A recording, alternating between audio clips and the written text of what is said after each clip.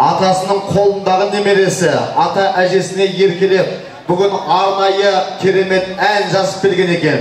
Әннің сөзін жазған Нұрлан Ахмет деген ақын. Оның әнін жазған Шолпан деген ханым. Аранжировкасын істеген Мұстахи деген үлкен папасы. Оны орындайтын біздің кішкентай бауырымыз Нұрислам деген бауырымыз. Бір қошемет қойыңыз ағайын, Нұрсүйдің әні ата әжесіне.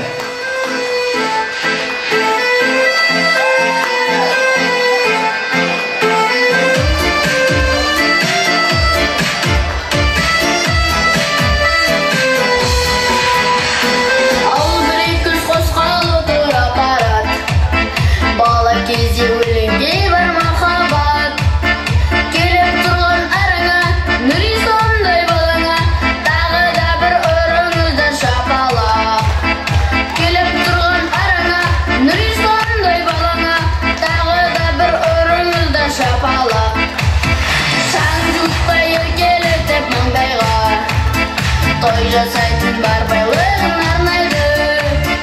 Құзың гүлдей баптаған, ол үмітін ақтаған, атамызға бір қол соқса болмай ма?